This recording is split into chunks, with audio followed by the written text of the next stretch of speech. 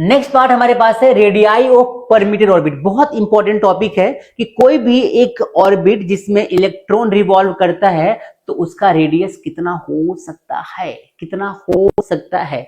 सबसे पहली बात ध्यान से समझो कि कोई भी इलेक्ट्रॉन अगर रिवॉल्व करता है तो किस फोर्स से रिवॉल्व करता है और कैसे रिवॉल्व कर सकता है, ये समझते हैं। ठीक है,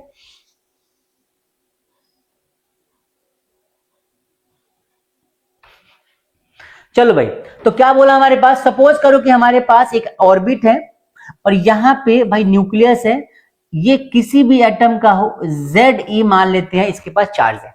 ठीक है, यहां पे कोई इलेक्ट्रॉन रिवॉल्व कर रहा है, ठीक है, और इसकी वेलोसिटी मान लो v है।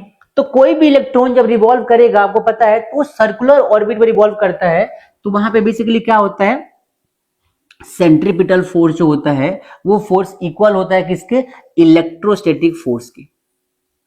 ठीक है भाई, देखो आपको पता है कि भाई दो फोर्स यहां पे काम कर रहे होंगे, एक हमारे पास और यहां पे जो इलेक्ट्रॉन होगा, ये वाला इलेक्ट्रॉन इस पे एक लगा रहा होगा इलेक्ट्रोस्टैटिक फोर्स, और उसी वजह से ये रिवॉल्व कर रहा है, दोनों दूसरे को बैलेंस कर रहे होंगे।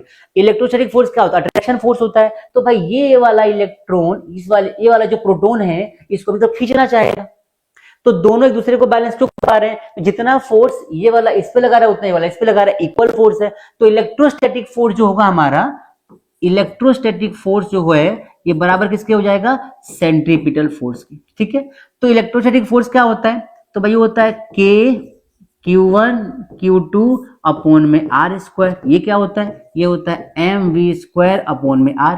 अब R क्या होता है, तो R is a distance, R is the distance between the outermost orbit from the nucleus। Nucleus से, इस न्यूक्लियस से आउटर मोस्ट ऑर्बिट के बीच का जो डिस्टेंस है उसको हम R बोलते हैं। क्लियर हो गया भाई सबको। अब ध्यान से देखो, तो भाई यहां पर क्या हो जाएगा, एक R से एक R का कट जाएगा, तो यहां बचेगा K। सबसे पहले बात ध्यान से देखो, K तो इलेक्ट्रोस्टैटिक कांस्टेंट होता है। Q1 क्या हो जाएगा, तो Q1 चार्ज हमारा एक ये वाला, एक चार्ज हमारा ये वाला, एक तो हो जाएगा Ze और एक हो जाएगा E अपॉन में R is equal to mv square. क्या रेडियस बना यहाँ पे, तो बनेगा K Ze का स्क्वायर अपॉन में mv स्क्वायर। ये mv स्क्वायर नीचे आ गया, R वहां चला गया, इज इक्वल टू R। ये तुम्हारा आ गया क्या, ये तुम्हारी रेडियस आ गई कि किसी भी ऑर्बिट की जो रेडियस हो सकती है हमारी इतनी हो सकती है। आई बात समझ में, क्लियर हो गया ये वाला, विदाउट। तो ये हमारा रेडियस है, यहाँ पे याद रखना Z क्या होता है, तो Z is equal to atomic number, जिस एटम की हम बात करेंगे। ठीक है, K क्या होता है, कांस्टेंट है, इलेक्ट्रोस्टैटिक कांस्टेंट।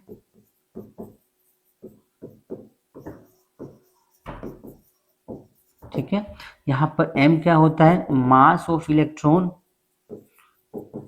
और V क्या होता है, velocity of electron, velocity of electron. ठीक है, R क्या होता है, रेडियस ऑफ रेडियस। ठीक है भाई, ये हमारा पूरा कॉन्सेप्ट है।